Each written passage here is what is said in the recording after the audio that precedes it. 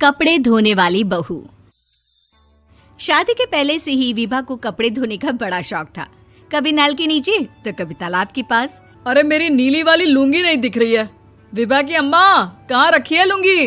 अरे वो तो विभा ने परसों ही धोकर रखी थी आपकी अलमारी में, देखो वहीं होगी। वो ना मैंने आज धो दी, मुझे लगा कि गंदी हो गई होगी। अरे कैसे गंदी हो गई थी? उसे तो मैंने पहना भी नहीं। हे भगवान, इस लड़की के कपड़े धोने की आदत से परेशान हो गया हूँ मैं। जितना तो घर में राशन नहीं आता, उससे कहीं ज्यादा डिटर्जेंट पाउडर का खर्चा है। इसकी शादी करवा दो, शादी जाए अपने घर में ही करे काम, फिर चाहे घर के कपड़े धोने हो या पूरे गांव के। हाँ ठीक बोल रही हो, देखता हूँ मैं कोई लड़का। वो दिन भी आ जाता है जब विभा को देखने लड़के वाले आ जाते हैं। लड़की मुझे अच्छी लगी।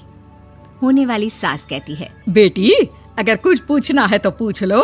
वैसे तो हमारी लड़की बहुत ही शर्मीली है, जो बोल दो वो मान लेती है, इसे क्या पूछना होगा। अरे कैसी बात कर रही हो माँ, मुझे इन लोगों के घर रहना है, सवाल तो कई है।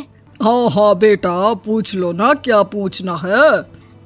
आप लोगों के घर कपड़े कौन धोता है? सास का मुंह बन जाता है। देखो, अगर तुम ये कहना चाहती हो कि तुम्हें कपड़े धोने नहीं आते तो सुन लो, कपड़े मैं ही धोती हूँ, लेकिन तुम्हारे आ जाने के बाद मैं रुमाल तक नहीं धोऊंगी। अरे चुप रहना भाग्यवान, बहू बेचारी घर आई नहीं, उसे डराना शुरू कर दिया। वो क्या है ना बिटिया, अभी तक तो ये कल्लू की माँ ही धोती थी, लेकिन अब तुम्हारे पापा तो दहेज में वॉशिंग मशीन देंगे ही। तभी विभा की माँ बोल पड़ती है, सवाल भी पूछा तो क्या। वैसे भाई साहब, मशीन की तो फिर भी कपड़े धोने की कैपेसिटी होती है। मतलब जो बिटिया दे रहे हैं ना विभा, इसे कपड़े धोने का बहुत शौक है। ये आप लोगों के क्या, आस पड़ोस गांव मोहल्ले सबके कपड़े धो दे और उफ तक ना करे। बाहर देखा नहीं आपने कितने कपड़े सूख रहे हैं? सब हमारी बिटिया ने ही तो धोए हैं। बस भी करो ना माँ, शर्म आ रही इतनी तारीफ सुनकर। और तो और एक दाग निकाल कर दिखाओ तो मान जाओ। हाँ अच्छा, माफ करना बेटा, मैंने गलत समझा।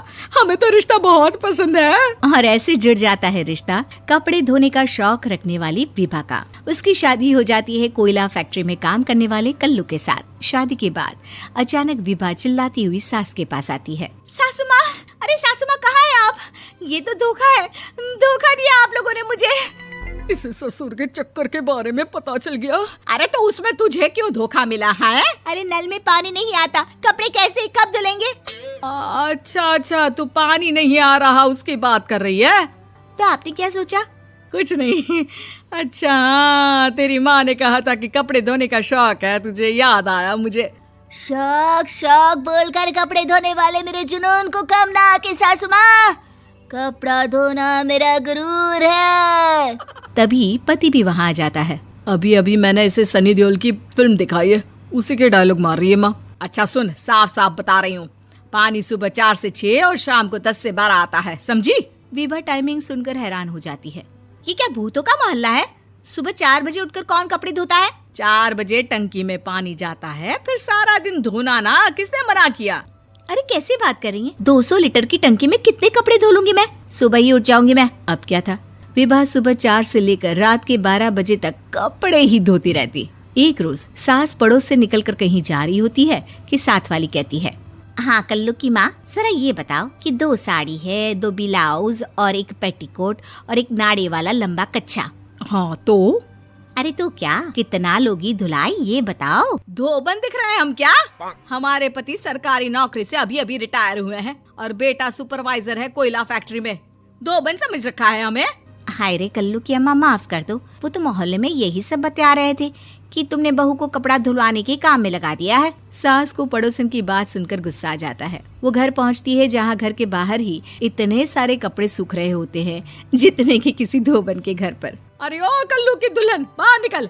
माँ जी यहीं आ जाओ, बाथरूम में चादर धो रहे हैं हम। अरे अभी हम धोते हैं, तुमको बाहर निकलो। ये आस पड़ोस वाले बोल रहे हैं कि हम बहू से कपड़े धुलवा कर उसे कपड़ा धोने वाली बना दिए हैं। अरे छोड़ो ना माँ जी, किन लोगों की बातों में आती हो? आस पास के लोगों का तो काम ही होता है कि वो किसी तरह सास बहू को लड़ा दे। बहू सारे घर के कपड़े धोती है, ये क्या कम है? बोलिए। सास को भी लग जाता है कि वो बहू का ये सनकीपन नहीं छुड़वा सकती, इससे अच्छा है कि खुद ही चुप हो जाए। एक रोज सास और बहू मंदिर जाते हैं, जहाँ सास की साड़ी वहाँ खड़ी भीख मांगने वाली से मिलती है। माँ जी क्या बात है, आपकी साड़ी उस भिखारन से कितनी मिल रही है ना? हाँ हाँ देखो तो, दोनों की साड़ी मिल रही है। क्या बात है कल्लू की अम्मा, तुम खुद को तो अफसर की बीवी बताती हो और ऐसी सिंपल सी प्लेन साड़ी पहनकर घूमती हो। सिंपल और प्लेन नहीं है ये साड़ी। तो क्या सोने के धागे से फूल बने हैं? कुछ भी सासू माँ, कुछ भी। हाँ बने थे इस साड़ी में सोने के धागे से फूल। मेरे पति लेकर आए थे मद्रास से स्पेशली मेरे लिए 10,000 की। ताहे भाई साहब इस भिखारन के लिए भी सेम टू सेम साड़ी लेकर आए होंगे 10,000 की।